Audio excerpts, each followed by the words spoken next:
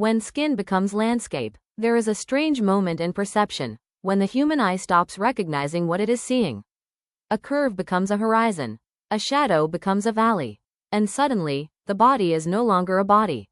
It becomes a landscape, not metaphorically, but visually. We are trained to identify the human form instantly. Face, identity, gender, story. But conceptual photography asks a different question. What if we remove everything we think we know, and only keep shape, light, and texture? What remains is not a person. It is geography. Look closely at skin under directional light. It behaves like terrain. Ridges rise like mountains. Soft folds sink like riverbeds. Subtle transitions of tone resemble erosion shaped by time.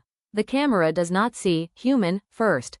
It sees contrast. It sees curvature. It sees structure. Meaning comes later. This is where perception begins to break. Because the brain wants certainty.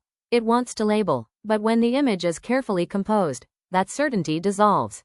And the viewer begins to ask, am I looking at a body, or am I looking at something I have never seen before? This is the power of abstraction in photography. Not exposure, not identity, but transformation. A simple shift in framing, a closer crop, a change in light direction, and the human form disappears into something far older than identity itself. Think of satellite imagery. From space, we do not see countries first.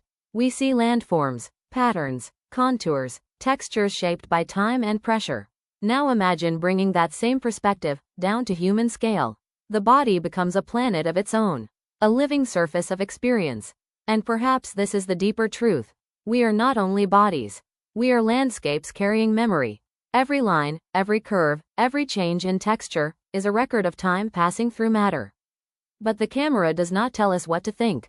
It only reveals what was already there. So when a viewer says, I see something familiar, but I can't name it, that is not confusion. That is perception expanding. Because the moment recognition fails, imagination begins. And in that space between knowing and not knowing, art is born. This is why the body, when seen without identity, becomes something more than personal. It becomes universal, a shared terrain of existence. No name, no story, only form. And maybe that is why this kind of photography feels so unsettling, yet beautiful. Because it removes distance between viewer and subject. It does not say, this is someone else.